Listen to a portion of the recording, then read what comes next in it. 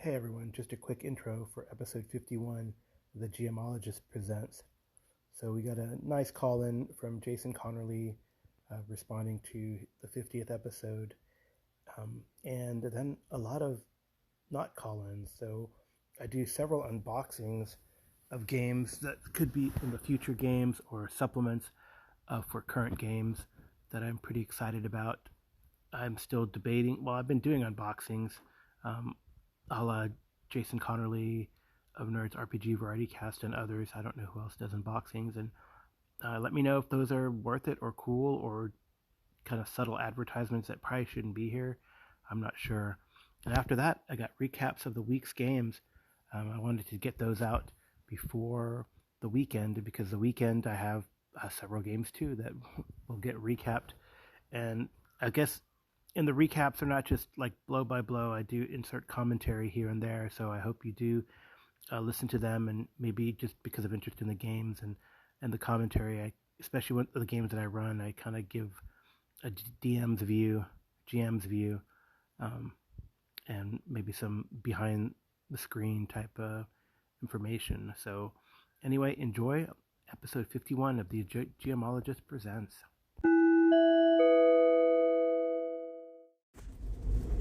Hey Carl, congratulations on 50 episodes. Great job. Really enjoyed your 50th episode, your comments, especially about party bonding and, ways to keep party together and the importance of, communication between players so character actions can't be misunderstood. So, good stuff. Look forward to playing a game with you again soon. Take care.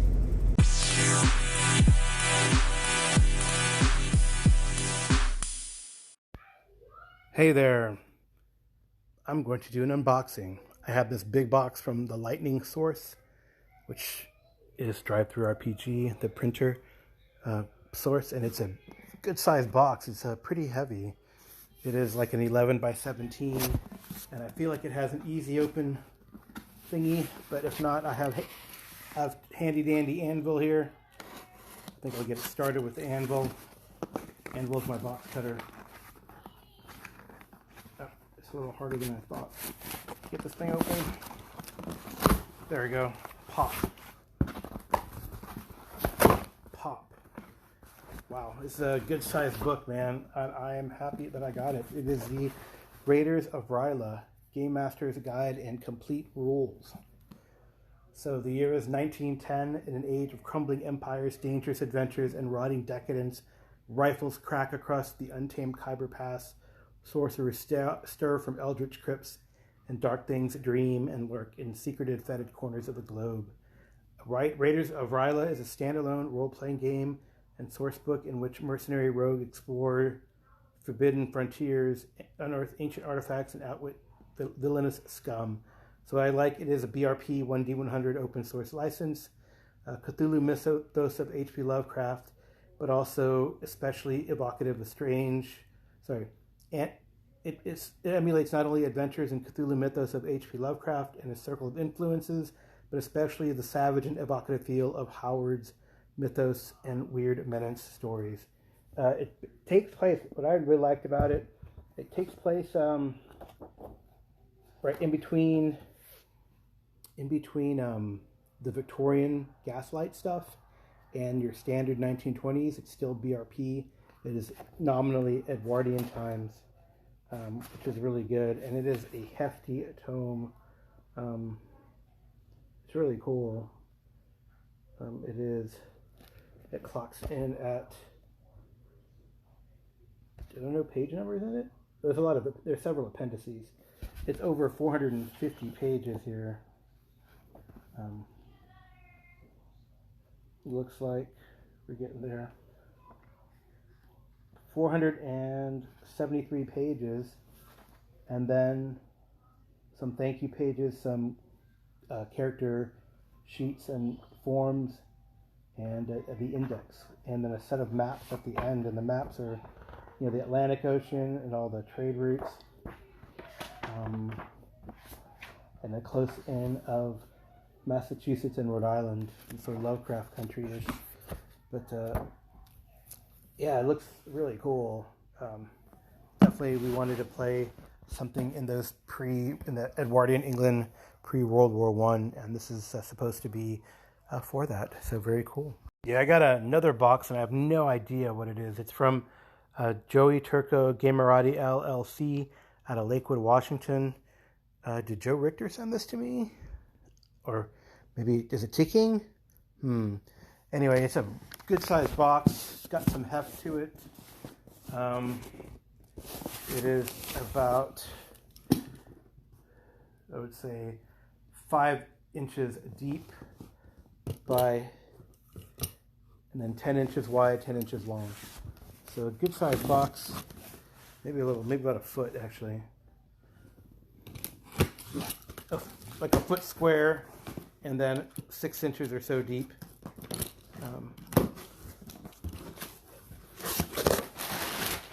Again, it's just paper. Like Jason, I don't want my animals to eat the little popcorns. And wow, it is pretty cool. Actually, I want to say about effing time, but hella cool. It is Knights of Paintown and Shadows and Showdowns, both for City of Mist. So Knights of Paintown is a story arc of crime, magic, and lost souls. These are the adventure books. I've gotten items from for City of Mist already, and these adventure books add to the collection of my starter set, as well as the Players and Gamers book and screen that I have from City of Mist. So I'm pretty excited. I played in a charity game with Kevin Madison of Dungeon Musing City of Mist, and I feel like I could bring it to the table, especially with pre-made adventures. So maybe I'd like to try to run the adventure or two or three that are in the box set, and maybe try Knights of Paintown. But yeah, the starter set box set is amazing, and I love all the characters that it has in it that you have an option to do. So very cool. That was unexpected, and I'm glad it has arrived.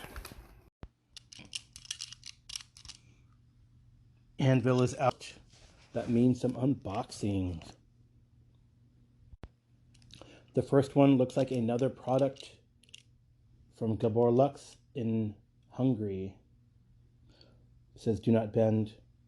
It's got that postage from Hungary. And I will try to be careful as I open it. So you know what it is. It's some more echoes from Tomahawk zines. I already have the PDF, so now I get the physical products, which I thought were cool to get because it's different seeing a map, and unfolding a map versus seeing it on the PDF. I'm just going to tear it open. Tear. Again, it's double wrapped. And here it is. Ooh, it's going to be the first one is EMDT 48. And that one is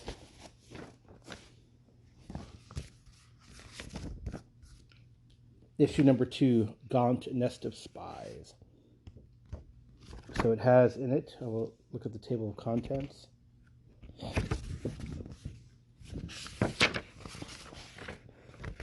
Oh, there is a table of contents. I know there is somewhere. Well, it has a city guide to Irillion, which is sort of their mini campaign default setting. It's an island setting. Specifics about the campaign, which is important, the cosmology, the gods of Irillion. It's kind of cool. And then the main article is Gaunt, the Nest of Spies, a big city with maps and things, underground maps, things like that, maps of the sewers. So pretty cool. Oh, there's a table of contents. It's on the back cover. So it's an adventure. The Four Wives of Xanton, a guide to Irillion, Eldritch Experiments. Does energy drain suck? So I guess this is a reprise. If you listen to John Large of the Red Dice Diaries, does energy drain suck? Yes, it does, actually. I think so. And here we go. These rules may help you if you think it does. Whites, wraiths, and other lesser undead drain 1d6 con. Specters, vampires, and other greater undead drain 2d4 con. Shadows drain 1d6 con. Scores recover at the rate of 1 per day. If you're drained to 0 in a score, you become undead of that type. With these changes in effect, undead represent a greater immediate threat, but do not damage long-term character viability or really campaign sustainability. I think I've had multiple campaigns just wither up and die because of energy drain. The players feel that they get behind, it's not fair, etc., etc. It just happens, man. Not everyone gets upset about it, but some people do, and that's what happens. So there you go. That's a reprise.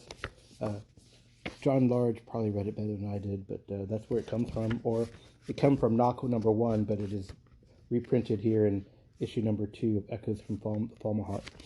So very cool. Oh, it also gives me a map, and the map is of the island of Aurelion, which is neat too. Now I have multiple maps of the island of Aurelion.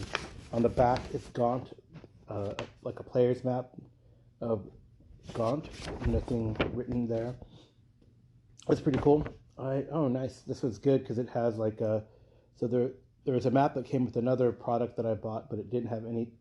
It left out some place names on purpose, right? But they have where things might be and what things might be, which is pretty cool. So, like, each hex is 20 kilometers on this map, so it looks like the island is 5, 6, 7, 8, 9, 10, 11, 12... about 400 kilometers, I guess, from west to east, and about, it looks like it's roughly not square, but there is like a peninsula that comes out, so that'd make it maybe about so it's 20, so that was probably like 15, so about 300 kilometers from north to south, so pretty cool. All right. It has like a lot of political names on there too that I don't know what they are, but very nice. So that is the first book I got, but I got 2. The second book is EMDT 49. What does EMDT 49 consist of? I don't know.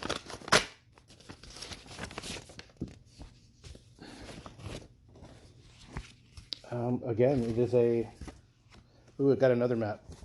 So this one is issue number 3, Blood, Death, and Tourism. And it has People of the Great Wheel, Terror on Tridentfish Island, Monsters of Wizardry, and the East part of Aurelion. I think, yeah, this one, so number 2 just has a guide to the whole island. And this has, you know, kind of like a gazetteer of the eastern part of the island. And the map in here is another map of Aurelion. Maybe I gotta send this to, yeah. Oh, but this has more detail on it. So maybe the other one was a player's map, and this is a GM's map, because I see some place names of some points of interest, which is kind of neat. So very cool. Very cool products. Gonna enjoy them. Probably will use them, honestly, very soon. We'll see. I like when they have little adventures to help create the world. And there you go. 2 more issues of Echoes from Falmahat for my collection, issue number 2 and number 3. From EMDT, the First Hungarian D20 Society. I will put a link in the show notes, written mainly by Gabor Lux. And I have another box. This one, but from Goodman Games. It is like 17 by about 11 and about 8 inches deep. It is probably a box set for some Kickstarter. Which one is it? I don't know. Do the box cutting. Chop, chop. Bubble wrap. The Goodman Games Gazetteer for October 2020. That was from last year. And The Greatest Thieves of Lankmar. Very cool. So it is a dungeon crawl classic adventure that sends the characters into the hot cellars beneath Thieves' House across the city rooftops of the city of 7,000 smokes, and onto a mad dash through the palace of the Overlord. So everything you need to run this adventure through several sessions.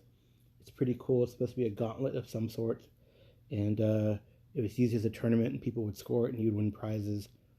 So, well, it says the first run as a tournament in 2019, Gen Con, where 20 competitive teams competed over 4 fantastic days and 3 hard-fought rounds.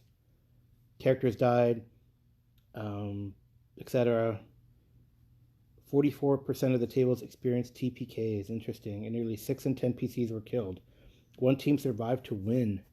How will your players compare? Wah, wah, wah. So I have been wanting to run some Lankmar. It is a level 3 adventure, interesting. So yeah, it's pretty, got a lot of stuff in it. A 68-page adventure booklet, 20 pages of handouts, 16-page player pack, 48-page judges pack, a scoring sheet, die-cut luck tokens. Oh, I guess you'll have fleeting luck at the table. Die-cut rooftop chase tokens, a big rooftop chase map, and Dicing with Death, a standalone bonus adventure to be designed to be deployed when characters die in the main adventure. Very cool. All right, it's not a funnel, it's level 3. Looks pretty cool. I'm not going to open the box itself. Maybe I'll open it a little later. Is it a... Yeah, I described what was in there, so I don't need to open the box. I'll open it at a later date. That is greatest DCC, Dungeon Crawl Classics, Goodman Games, Dungeon Crawl Classics DCC, Lankmar, the greatest thieves in Lankmar. Does it give you the authors? It doesn't give you the authors here, but I can look inside at some point.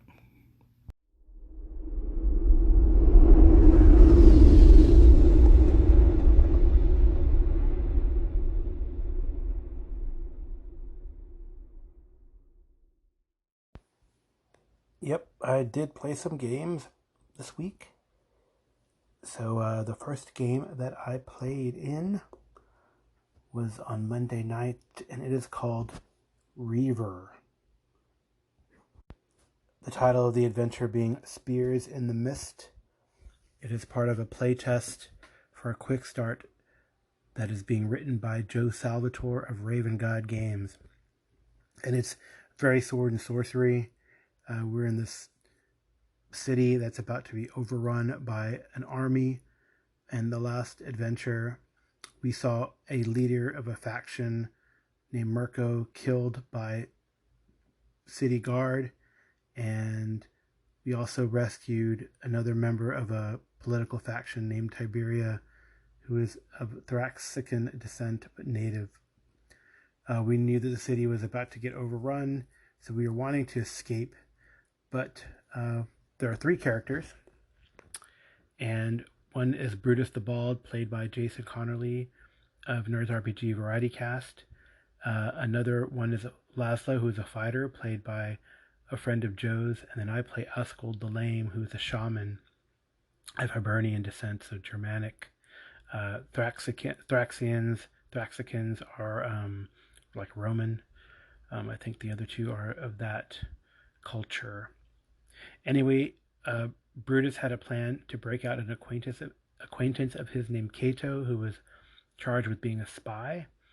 So we headed along the avenue, a back avenue, tree-lined avenue, and some guy sees us and takes off.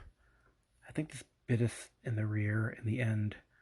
We go by the prison, get in front of the guards, hide in the bushes, and ambush a guard. Initially, the attack doesn't work, but we win initiative. And I use my spells, and I use spell casting successfully. So it is, all these are done and based on a dice chain that reflects, based on your attributes, your 6 core attributes, and then depending on that attribute, you get certain dice to roll for successes, and the success is a 4 or greater on the die roll. So pretty cool. So I command this person to die with my spirit voice. And he does. He falls unconscious, and a solid blow to the head knocks him out. Laszlo puts on the guy's armor and moves towards the jail with a plan.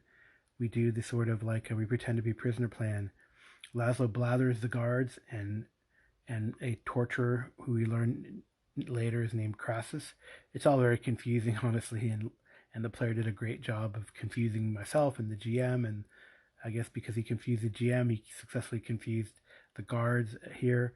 One guard, we add to the confusion. Brutus starts telling what's going on in the city. Askold starts yelling and howling. He's wearing a wolf or owl helmet, a headdress. It works. One guard runs away. We subdue the torturer, get the keys, and then Brutus and Askold go into the cellar while Laszlo stays up top, checks out the room, and guards the place. We find a lantern and look for Cato. Laszlo finds a silver flask shaped like a hedgehog. It has a liquid that smells like flowers. I think that was the highlight for him in this tale for some reason, and he wanted us to tell you all that. Brutus lets the prisoners out. We find Cato, and then Brutus lets all the other prisoners out. I take up Cato. He's messed up pretty bad. We really don't have time to heal him. I give him some kind of quote-unquote first aid, but not enough time to sit down and really take care of him. I take the cat o' nine tails from the torturer. The mob tears the torturer apart, and we duck out in the confusion. Finally, as we try to get across the city, we run into some folks that accuse us of killing Mirko. That's probably the guy that ran off. So now a fight will ensue as we help Cato try to move across the city as discreetly as possible, but of course it didn't work to get out of here. So we'll see how things go the next time we play this game. That's fun stuff. I'm really thanking Joe for running this. I think we did come to a decision. It looks like initially he had us do combat using just a d20 roll, trying to hit a target number, like an AC number with, I think it was ascending AC, much like 3.5, etc. And maybe, I don't know, Joe, are you doing that because of the SRD for 3.5? But when we talked about it, and then we did some like hand-to-hand combat, and then that was like an opposed roll with our attribute dice. So then we're like, well, why can't we just do combat as an opposed roll with our attribute dice? Which I think would be kind of neat.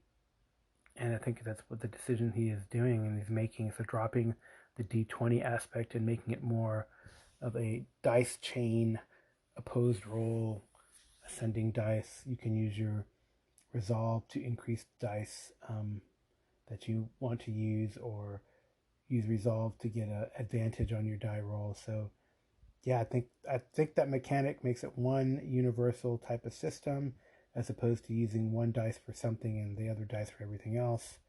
I think that's a great idea. So I think we will go with that. And that's Reaver by Joe Salvatore of Raven God Games. I think I'm playing a game every day during the week this week, or running one. I think I am playing 3 and running 2. And I also have games on the weekend. I think on the weekend I'm playing in one and maybe running another. I don't know if that balances out for you folks keeping score. But anyway, the Tuesday game I played was the return of the legendary Kalmatta, run by Jason Hobbs of Hobbs and Friends and Random Screed podcast. So it was actually really cool to get back in. He let me play my old dwarven cleric-y thing, Mungo, chosen of Ninkasi. So while technically in OSE you don't have race and class, I think I did some sort of mission and had a near-death experience, and Ninkasi listened, and now he is a cleric, though he is a dwarf. So in a way we're using like advanced fantasy OSE as well as in combo with BXOSE, which kind of works. Hey, Jason's call. Neat.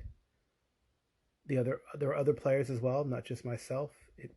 We had several other players. Arlen Walker, who was the caller from Live from Pelham's Wasteland.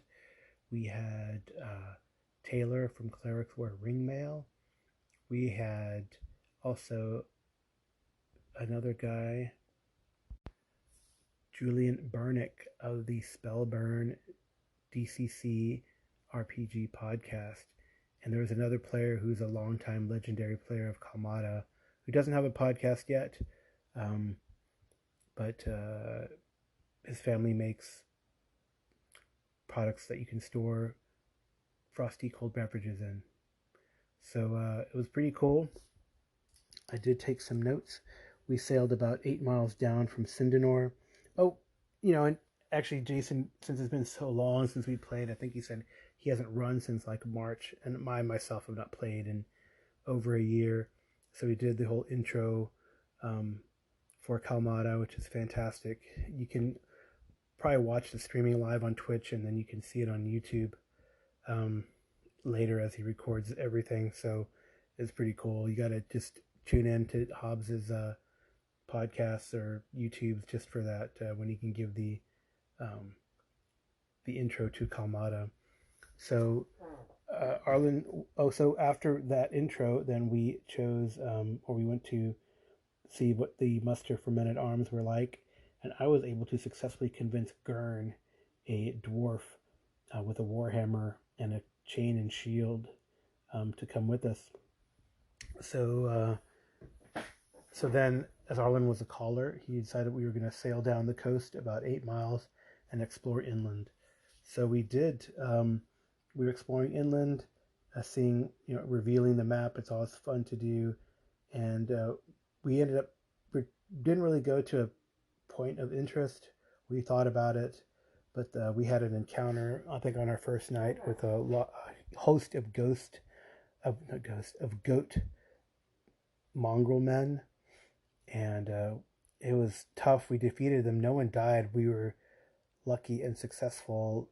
Arlen's character got blinded really early on, but Julian Burnick's mage really did a good job of putting people to sleep, and the henchman he hired got a lucky shot and took down one of the goat men who was going to maybe wake these guys up, so that would have been bad. And man, Gurn, Mungo didn't do that great. He got to heal someone after, like one of the mages after. But Gurn, man, he took down like 3 goat men. He was a big star in this tale. So we continued up into the heights and the highlands of this jungled area, and it was slow going. And we traveled, I think, another day or so and set up camp. And we were attacked again by these Dungen, which are 4-armed white apes that live in the jungles and the highlands, apparently. Man, I was actually thinking we were going to have a TPK, but again, one got put to sleep and one got blinded, and by our duo of mages, and then we just surrounded the one that was blinded and cut it down. Again, Gurn did awesome. I think he hit it twice for over 10 points of damage, and it was really good. So there was a big discussion of what kind of body parts to use in these Thungen. And I guess I have more than 2 testicles, the middle testicle being the important one. So there's a lot of testicular collection for these prized, I guess, things. We didn't get a lot of treasure, but we explored a lot. We survived. That's the important thing. We made it back to our raiding boat another couple days later without incident, but it was pretty cool. We got some XP. Again, it's important we survived. Mungo is a 3rd level dwarven cleric, so he's getting there, getting close. Maybe a couple more sessions or a session with a big payout, and he'll get to 4th level, which would be pretty awesome. So it's really good to play in Kalmatta again.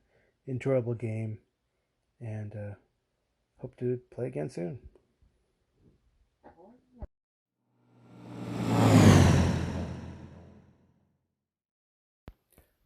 So tonight I ran a session of our Starfinder Horizons of the Vast campaign, and we are running we're in the middle. This is our 4th session of the Planetfall module, and it was kind of slow. I guess we were a little slow to get there, and I hadn't been able to prep ahead of time, but I put down a map, got the tokens on there, and we went going, and it really centered around this one encounter where there was this explosion in the settlement, and neighbors were angry at the person whose laboratory slash home the explosion took place. It was a Hanakin, and Hanakins are like, I guess what do they say? They are like oviraptor, velociraptor, sentient creatures. And this Hanakin was a biologist named Vich, and the guards had run up to the characters as they were coming back from their exploration and first foray out into the wilderness, and said there's trouble. The players go down there. They see there's smoke coming out of the vents in the building. Everything is locked. One of the players calls and set at the intercom of the front door, and Vich answers and says, yeah, I'm here. It's all good. Everything's good here. But this player is able to, talk him down. Vich says he's in the greenhouse, which a couple players already knew because they could see a shadowy Hanakin running through the greenhouse and getting stuff and preparing. One character flew to look aerially from the roof and spotted some vents. The other character climbed up there, and this character, he looks human, but he's actually like a slimy starfish thing that can squeeze, almost like Uzi, and can squeeze into small spaces. So he stays up on the roof. The other guys go down, and he and the mage, Rhodes, and the diplomat who had talked to him on the intercom, they convince him to they convince the Hanakin to let him inside.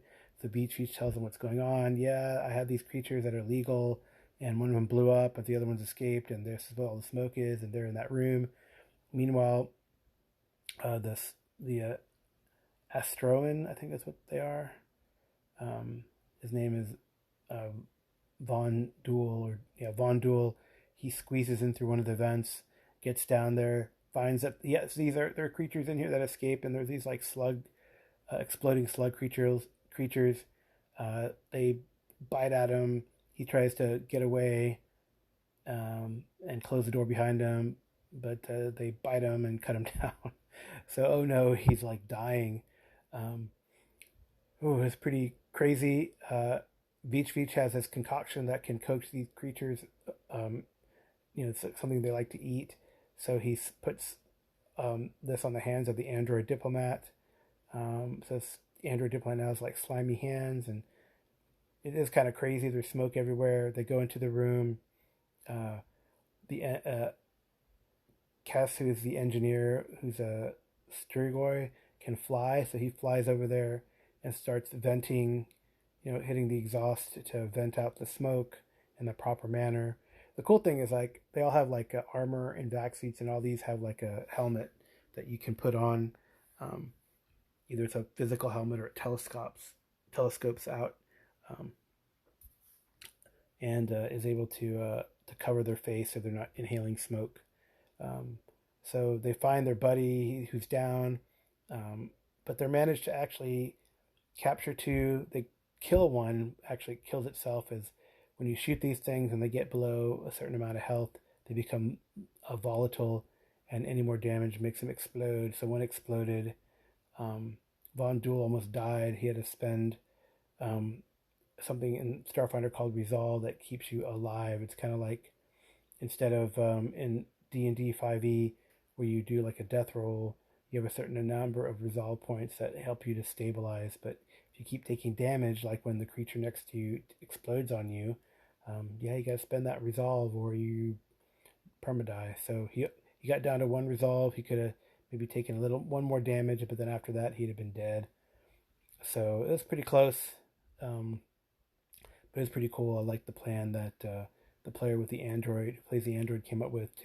he lured two of these creatures into their cages and jumped out, locked them out. Got a little injured, but it was cool. Rhodes, the mage, burned one down. And then I think is he the one? No, I think it was Cass the Sturgoy who shot it, double tapped it, and it exploded. Or no, I think he double tapped it and damaged it, and then Rhodes shot it and exploded. So yeah, it was pretty cool. And then we discussed a little bit of charter maintenance and what's going on. The last thing we did do, like gaming wise, was that the protocol droid, he went out there and tried to appease the neighbors, but the neighbors probably felt, based on what he said and the resolution, that Veach got the better end of the deal. So we'll see how that comes around to haunt them in the future, or maybe it'll benefit them in the future. Who knows? We discussed charter stuff, and I went over the procedure for the next time probably. We're probably going to do a charter turn, which should be very interesting, so they can grow their settlement and their charter. It's a cool campaign. Like again, I think we could have gotten more done, but everyone's just a little unenergetic today, so sometimes that happens. But it's a fun campaign, and I think it'll be pretty cool once it gets kind of rolling at a better and quicker pace. All right, I hope you enjoyed that. Some of the recaps. So only 3 games this week, and then this weekend it looks like I might have 3, maybe 4 more. So see you guys Monday. Have a great weekend.